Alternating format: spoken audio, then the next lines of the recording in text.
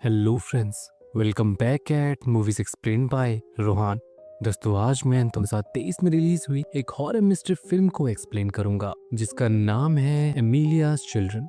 बात की जाए इस फिल्म की रेटिंग्स की तो IMDb पर इसकी रेटिंग 5.2 आउट ऑफ 10 है और रॉटन टमेटोज पे 38% फ्रेश है और इसे अमेरिकन डायरेक्टर गैब्रियल एब्रेंतीज ने डायरेक्ट किया है। तो चलिए अब विदाउट वेस्टिंग टाइम बढ़ते हैं मूवी एक्सप्लेनेशन की तरफ। फिल्म की शुरुआत होती है पोर्तुगाल के रिमोट एरिया में बीचों बीच बने एक घर से, जहां हम एमिलिया नाम की एक लेडी को अपने 2 न्यूबॉर्न बेबीज के साथ देख पाते हैं। एमिलिया एक बच्चे को हॉल में छोड़ देती है और दूसरे को सुलाने के लिए रूम में आ जाती है, पर तभी हम एक आदमी और एक औरत को देखते हैं जो चुपके से उसके घर में दबे पांव एंटर हो चुके थे। ये लेडी एमिलिया के नाक के नीचे से उसका एक बच्चा चुरा लेती है और ये आदमी दूसरा बच्चा लेने के लिए एमिलिया के पीछे जाता है, पर वो ऐसा कर पाता उससे पहले ही एमिलिया को इसके बारे में पता चल जाता है और अचानक से उसकी आंखें वाइट हो जाती हैं। इधर हम उस लेडी को देखते हैं जो उस आदमी का अपनी कार में बैठे इंतजार कर रही थी, पर तभी वो अचानक से एमिलिया को उसकी तरफ बढ़ते हुए देखती है, जिसे साफ मतलब था कि अब वो आदमी वापस नहीं लौटने वाला और वो बिना देरी किए उस बच्चे और कार को लेकर भागने लगती है।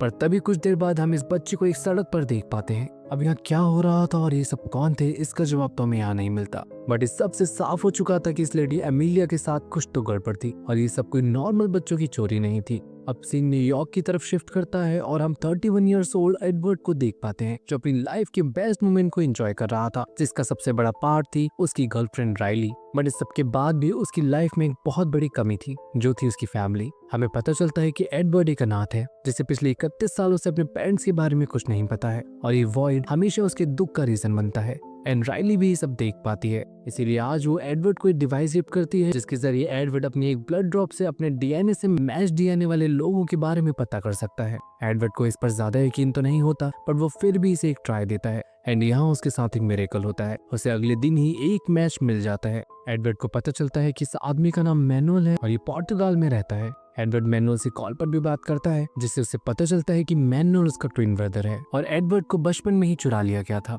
ये सब जानने के बाद एडवर्ड की क्यूरियोसिटी बढ़ जाती है और वो मैनुअल से मिलने पोर्तुगाल के लिए जाने का डिसाइड करता है। अगले सीन में हम एडवर्ड और राइली को पोर्तुगाल के रिमोट एरिया में देखते हैं जो मैनुअल से मिलने उसके दिए एड्रेस की तरफ बढ़ रहे थे, पर रास्ता कंफर्म करने के लिए वो एक लोकल सिटीजन से इस बारे में डिस्कस करते हैं और एक घर की तस्वीर दिखाते हैं। एंड दोस्तों, ये वही घर था जिसे हमने फिल्म की स्टार्टिंग सीन में देखा था, यानी एडवर्ड वही बच्चा था जिसे उस लेडी ने चुरा लिया था। बट यहाँ इस घर की तस्वीर देखकर ये लेडी काफी घबरा जाती है और बहुत अग्रेसिवली एडवर्ड और राइली को वहां से भगा देती है, जो एड और राइली के लिए काफी वियर्ड था। अब कुछ देर बाद समहाउ वो लोग अपने डेस्टिनेशन तक पहुंच जाते हैं एंड फाइनली हम यहाँ मैनुअल को देख पाते हैं जो हूबहू एडवर्ड की तरह दिख रहा था, जिससे एडवर्ड के साथ साथ हमें भी यकीन हो जाता है कि एमिलिया का दूसरा बेटा जिसे चुरा लिया गया था वो एडवर्ड ही है।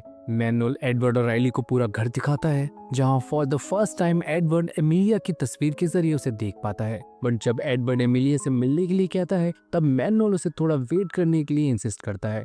अब इसी रास्ते होते वक्त एडवर्ड की आंख खुल जाती है और वो राइली की जगह अपनी माँ एमिलिया को पास देख पाता है जिसकी आंखें बिल्कुल सफेद हो चुकी थी और ये सब देखकर एडवर्ड काफी घबरा जाता है। बट एट लास्ट ये भी उसका एक नाइटमेयर साबित होता है। लेकिन इन रियलिटी हम मैनुअल को आधी रात में एडवर्ड के रूम में देखते हैं जो एडवर्ड को बताता है कि उसकी माँ एमिलिया उससे मिलना चाहते हैं एंड वो दोनों अब राइली को डिस्टर्ब किए बिना ही एमिलिया से मिलने आ जाते हैं। बट यहाँ जैसे ही एडवर्ड एमिलिया को देखता है उसके होश उड़ जाते हैं। एमिलिया का चेहरा उसकी तस्वीर से बिल्कुल ही डिफरेंट था जो बिल्कुल भी नॉर्मल नहीं लग रहा था, लेकिन एडवर्ड इस चीज को इग्नोर करता है और काफी वार्मली एमिलिया से मिलता है। आफ्टर ऑल वो फाइनली इतने सालों बाद अपनी माँ को देख पाया है। अगले दिन राइली भी फाइनली एमिलिया से मिल पाती है, बट पता नहीं क्यों राइली को एमिलिया थोड़ी वियर्ड लगती है और इधर एमिलिया भी राइली को बड़ी क्रीपली कॉम्प्लीमेंट दिए जा रही थी और काफी अजीब बातें कर रही थी जो एट लास्ट राइली इग्नोर करती है। इसी रात अपने रूम में जाते वक्त राइली को एमिलिया के रूम से कुछ विस्परिंग सुनाई देती हैं और पास जाने पर उसे पता लगता है कि मैनुअल और एमिलिया थे जो पोर्तुगीज में कुछ बातें कर रहे थे। अब राइली को पोर्तुगीज तो नहीं आती थी, इसीलिए वो ट्रांसलेटर की हेल्प से उनकी बातें सुनने की कोशिश करती है, जहाँ एमिलिया मैनुअल से कह रही कि अगर मैनुअल के बच्चे हो सकते तो वो ही उसका चूजन सन होता। अब यहाँ राइली को ये सब का मतलब तो समझ नहीं आता, बट उसे ये बात बहुत अजीब लगती है कि मैनुअल और एमिलिया एक साथ ही सोते हैं। अगले दिन घर में घूमते वक्त राइली को एक ट्रंक से एक तस्वीर मिलती है जिसमें वो एमिलिया के साथ साथ एक आदमी को भी देख पाती है जो बिल्कुल ही मैनुअल और एडवर्ड की तरह दिख रहे थे। तो जरूर ये उन दोनों के डैड होंगे। बट सोचने वाली बात ये थी कि ना तो मैनुअल और ना ही एमिलिया ने कभी उनका जिक्र किया और ना ही उनके बारे में कुछ बताया, जो काफी सोचने वाली बात थी। अब इसी रात राइली की अचानक कुछ आवाजों से आँख खुल जाती है और वो अपने रूम में एक लेडी को देख पाती है जो उसके सूटकेस में कुछ देख रही थी कि तभी वो लेडी अचानक से राइली की तरफ देखती है जो और कोई नहीं बल्कि एडवर्ड की माँ एमिलिया ही थी, जिसकी आंखें एकदम सफेद हो चुकी थी और वो अचानक से राइली की तरफ बढ़ने लगती है। बट एट लास्ट राइली की आंख खुल जाती है और राइली भी बस एक नाइटमेयर ही दिख रही थी। बट सबसे बड़ी बात तो ये थी कि वो सूटकेस बिल्कुल सेम हालत में उसी जगह पे पड़ा हुआ था। दिन पर दिन हो रहे इन इंसिडेंट से राइली काफी टेंस्ड हो चुकी थी। पहले तो वो इन नाइटमेयर्स को इग्नोर कर रही थी बट अब उसे ये सब सच लगने लगा था। ऊपर से मैनुअल एंड एमिलिया भी काफी वियर्ड बिहेव कर रहे थे। उन दोनों को देखकर लग रहा था कि वो दोनों उनसे कुछ छुपा रहे हैं। जैसे वो दिखते हैं वैसे वो है नहीं। राइली अपनी परेशानी अपनी फ्रेंड से डिस्कस करती है और वो उसे तुरंत एड के साथ वो जगह छोड़ने के लिए सजेस्ट करती है एंड राइली भी यही डिसाइड करती है। इधर घर के पास घूमते वक्त एडवर्ड को एक अबैंडन्ड कॉटेज मिलता है जिसे देखकर एडवर्ड को एक अट्रैक्शन फील होता है, माने कॉटेज उसे बुला रहा हो। इसीलिए एडवर्ड उसके अंदर चला जाता है। अंदर उसे ज्यादा कुछ तो नहीं मिलता सिवाय पुराने सामान और कुछ टूटे फूटे फर्नीचर के। बट वो जैसे ही और अंदर की तरफ झांकता है उसे एक ब्लैक क्रॉलिंग फिगर नजर आती है जिसे देखकर वो काफी डर जाता है और उसके हेलुसिनेशन भी एक बार फिर स्टार्ट हो जाते हैं एंड एट लास्ट वो वहीं बेहोश हो जाता है। इन दी नेक्स्ट सीन हम उसे मैनुअल के साथ देख पाते हैं जो उसे शांत करने के लिए एक रूम में ले आया था बट वो यहाँ उसकी चाय में एक लिक्विड मिला देता है एंड एडवर्ड जैसे उसे पीता है मैनुअल उसे आंखें बंद करके मेडिटेट करने के लिए कहता है। एड अब ऐसा ही करता है कि तभी मैनुअल की आंखें एमिलिया की तरह सफेद हो जाती हैं और इधर एडवर्ड को अपने नाइटमेयर अब क्लियरली दिखने लगते हैं जिसमें वो एमिलिया को कई सारे बच्चों को मारते हुए देख पाता है और अब उसे मैनुअल की जगह राइली नजर आने लगी थी और एडवर्ड अब इस सब से परेशान होकर वहां से चला आता है। अब इससे ये क्लियर हो गया था कि मैनुअल एडवर्ड को नाइटमेयर के थ्रू कुछ तो बताना चाह रहा था और एमिलिया और वो कोई नॉर्मल ह्यूमंस जैसे नहीं थे। इधर एडवर्ड की ऐसी हालत देखकर राइली भी काफी परेशान हो चुकी थी और वो यहाँ से उसे चलने के लिए कहती है बट एडवर्ड अभी कुछ भी सोचने की हालत में नहीं था जिससे उन दोनों में बहस हो जाती है और राइली नाराज होकर वॉक के लिए बाहर आ जाती है एंड चलते चलते वो मेन रोड तक पहुंच जाती है जहां उसे वही लेडी मिलती है जिसने फर्स्ट डे एडोस भगा दिया था। बट इस बार वो लेडी उसको कुछ कहे बिना ही अपने साथ ले आती है और उसे एक वैसी ही तस्वीर देती है जैसी राइली ने उस ट्रंक में देखी थी जिसमें ये आदमी और कोई नहीं बल्कि एडवर्ड और मैनुअल के डैडी थे। राइली अब और कंफ्यूज हो जाती है और यहाँ चल रही इस कॉन्स्पिरेसी के बारे में सबको सच बताने के लिए कहती है एंड यहाँ फिल्म का असली प्लॉट रिवील होता है। ये लेडी बताती है कि राइली अभी जिस घर में रह रही है वो कोई इंसानों का घर नहीं बल्कि कई सौ सालों से पोर्तुगीज विचेस का अड्डा रहा है और एमिलिया कोई इंसान नहीं बल्कि एक विच है जो जिंदा रहने के लिए और यंग दिखने के लिए अपने ही बच्चों का सेक्रीफाइस देती है और यही उसका मोटिव है। एमिलिया ने एक इंसान के साथ रिलेशनशिप में आकर कई सारे बच्चों को जन्म दिया और इटर्नल ब्यूटी और लाइफ के लिए उन सभी बच्चों का सेक्रीफाइस कर दिया बट उसके पार्टनर के मरते ही उसने एक बच्चे को छोड़कर बाकी सभी बच्चों का सेक्रीफाइस कर दिया और वही बच्चा उसका चूजन सन बना जिसके साथ यानी अपने ही बेटे के साथ रिलेशनशिप में आकर उसने ये साइकिल एक बार फिर शुरू कर दी एंड कई सौ सालों से ये साइकिल ऐसे ही चलती आ रही है। एडवर्ड और मैनुअल के फादर भी एमिलिया का ही बेटा था जिसका नाम आर्थर था। एमिलिया ने उसे भी वश में करके इसी साइकिल को रिपीट किया बट आर्थर इस लेडी की बेटी फीलिया जो इस तस्वीर में है उससे प्यार करने लगा और एमिलिया का सच देख सका। इसीलिए एक रात फीलिया और आर्थर ने एमिलिया से एडवर्ड और मैनुअल को चुराने की कोशिश की बट सिर्फ फीलिया ही एडवर्ड को लेकर भागने में कामयाब हो सकी। बट उसके बाद फीलिया और आर्थर के साथ क्या हुआ ये आज तक किसी को नहीं पता चला और अब एक बार फिर एमिलिया हिस्ट्री को दोहराना चाह रही है।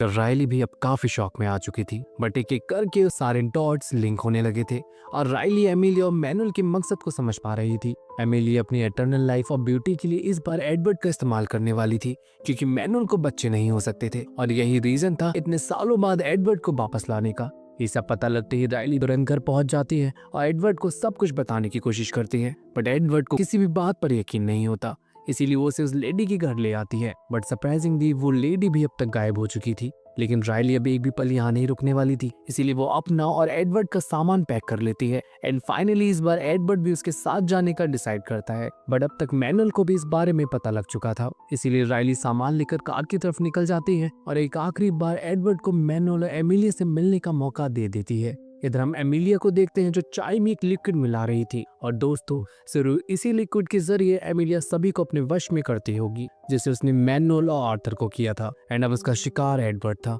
एडवर्ड जब एमिलिया से मिलने आता है तो एमिलिया उसे यही चाय ऑफर करती है एंड एडवर्ड भी इसे पी लेता है। लेकिन जैसे ही वो वापस जाने के लिए उठता है वो अपना होश खोने लगता है और उसे एमिलिया में राइली नजर आने लगती है। एंड अब वही होने वाला था जिसका डर था। उधर राइली के काफी इंतजार करने के बाद भी एडवर्ड नहीं आता एंड वापस जाते वक्त राइली को उस लेडी की लाश भी मिल जाती है जिसने राइली को सच बताया था। यानी इन लोगों ने इस लेडी को भी मार दिया और ये कितने खतरनाक हो सकते थे ये भी साबित कर दिया था। राइली अब तुरंत वहां से भागने की कोशिश करती है पर तभी राइली वहां मैनुअल को आता देख पाती है और अब उन दोनों में चूहे बिल्ली का खेल शुरू हो जाता है। पर राइली बचते बचाते एक ब्लॉक रूम में आ जाती है, लेकिन यहाँ उसे वही क्रॉलिंग फिगर दिखाई देती है जो एडवर्ड को दिखाई दी थी और ये और कोई नहीं बल्कि एडवर्ड और मैनुअल के डैड आर्थर ही थे, जिसे एमिलिया ने इतने सालों से लॉक करके रखा हुआ है। राइली अब एक भी पल वेस्ट नहीं करती और तुरंत उन्हें आजाद कर देती है और एडवर्ड को बचाने के लिए भागती है। बट यहाँ एमिलिया अपना काम कर चुकी थी, वो एडवर्ड के साथ इंटीमेट हो चुकी थी। बट राइली उसके बाद भी एडवर्ड को यहाँ फंसने नहीं दे सकती थी,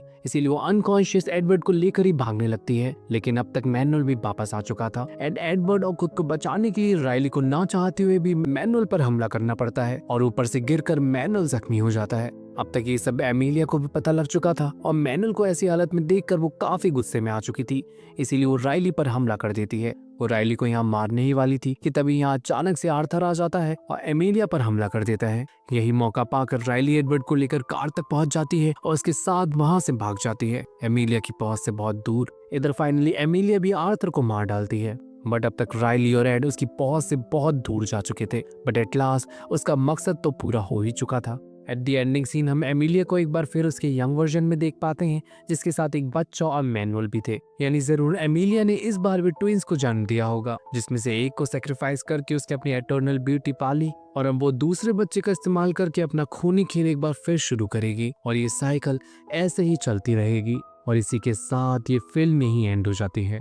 तो दोस्तों एमिलिया एक पोर्तुगीज विश थी जो अपने ही बच्चों का सेक्रीफाइस करके एटर्नल ब्यूटी और लाइफ को गेन करती थी, पर एट लास्ट वो अपने चूजन मन बेटे मैनुअल के साथ ब्रीडिंग नहीं कर पाई, इसीलिए उसने एडवर्ड का सहारा लिया और वो कामयाब हो गई। बट क्वेश्चन यहाँ ये है कि उसने इतने सालों तक मैनुअल को बिना किसी यूज के जिंदा क्यों छोड़ा था। तो इसका आंसर ये हो सकता है कि मैनुअल में भी एमिलिया जैसे ही पावर्स हों, जिसका एग्जाम्पल हम पहले ही देख चुके हैं जब उसने एडवर्ड को नाइटमेयर्स दिखाए थे। और इसका दूसरा रीजन ये भी हो सकता है कि क्या पता वो सच में ही मैनुअल से प्यार करती हो और उसे चूजन वन रहने देना चाहती हो। वैसे भी मैनुअल उसके लिए कोई थ्रेट नहीं थी। तो दोस्तों ये थी एमिलियाज चिल्ड्रन फिल्म की कहानी। आई होप आपके सारे डाउट्स क्लियर हो गए होंगे और आपने एक्सप्लेनेशन को भी एंजॉय किया होगा। तो दोस्तों अगर आपको मेरा कंटेंट पसंद आया हो तो प्लीज मेरे चैनल को सब्सक्राइब करके मुझे सपोर्ट करें और ज्वाइन टैब के थ्रू ढेरों पर्क्स को एंजॉय करें और मेरी वीडियो को भी लाइक करें।